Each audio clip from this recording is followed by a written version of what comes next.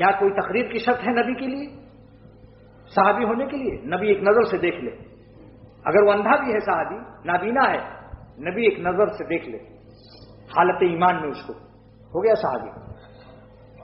کوئی تقریر ضروری ہے؟ ایسی محبت دینی مربی سے ہونی چاہیے کہ چاہے وہ تقریر کرے یا نہ کرے، کیونکہ تقریر سننے کے شوق میں آنا اور اس کی محبت کو اور ملاقات کو غنیمت نہ سمجھنا، یہ بھی محبت کی کمی کی علامت ہے. وہ عاشق صفات ہے، عاشق ذات نہیں.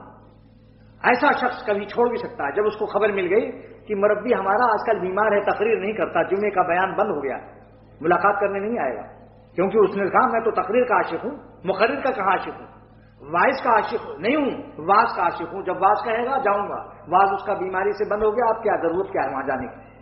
یہ کون ہے؟ یہ عاشق ہے، عاشق صفات ہے، عاشق ذات نہیں ہے.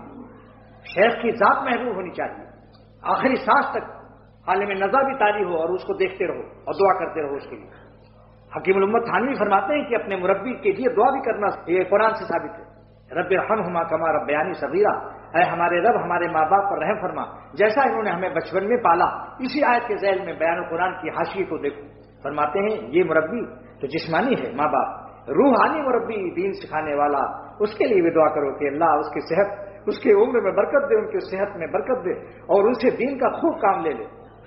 سبحان اللہ والحمدللہ سبحان اللہ. واقعی محبت میں اخلاص کا ہونا بڑی چیز ہے.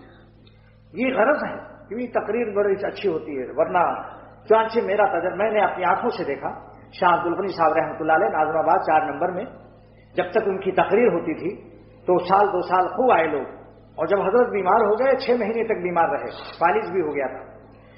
6 مہینے تک پھر دیکھا کہ وہ 200 کا مجموعہ 10 میں تبدیل ہو گیا، 10 آدمی آنے لگے.